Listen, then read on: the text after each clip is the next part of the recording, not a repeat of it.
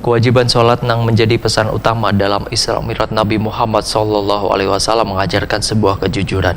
Karena jumlah rakaat sholat nang kita kerjakan kada bisa ditambah maupun dikurangi.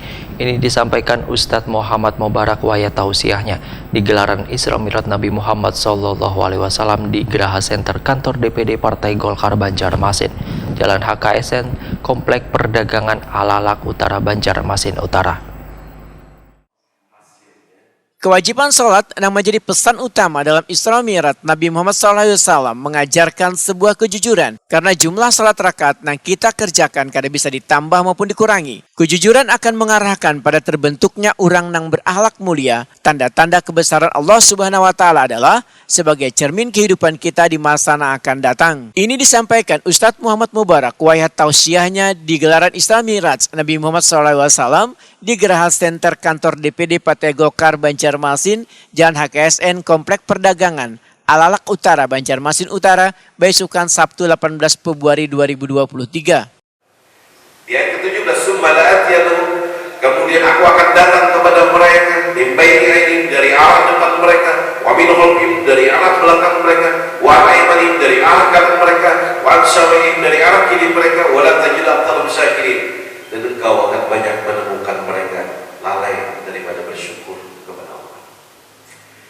Kanan, kiri, depan, belakang, iblis menyerang agar kita kada bersyukur kepada Allah. Bersyukur atas apa saja sebetulnya, atas diri kita. Ini diri kita ini. Nah, di dalam surah An-Nahl 78 Allah berfirman, "Wallahu akhrajakum min butuni ummahatikum la ta'lamuna syai'an wa ja'ala lakum as-sam'a wal absara wal afida la'allakum tashkurun." Ingat ayat ini ditutup dengan la'allakum tashkurun. Dan atas rahmatnya Allah jadikan Allah melahirkan engkau dari dalam perut ibumu dalam keadaan tidak mengetahui segala sesuatu pun. Kemudian engkau diberikan sam'a wal absar, indera pendengaran, indera penglihatan, wal afidah, hati yang merasakan, akal yang berpikir. La'allakum tashkurun, semua dalam rangka bersyukur kepada Allah. Coba ibadahnya kita lalai sholat. Kalau Pak sekalian kapuroma.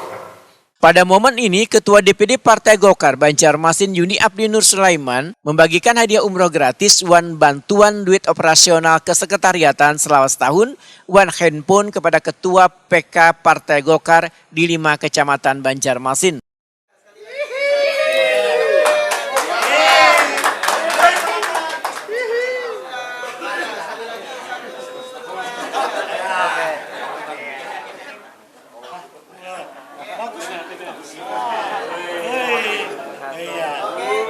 Tengah lihat kamera, Sini balik lah.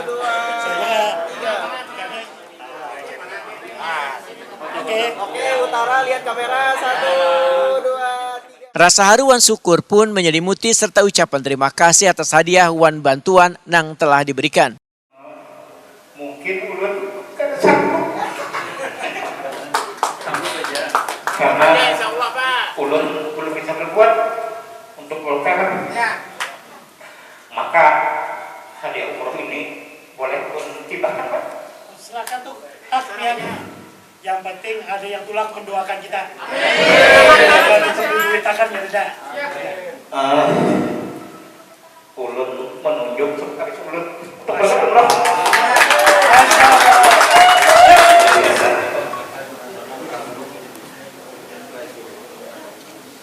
Intinya terkait umroh,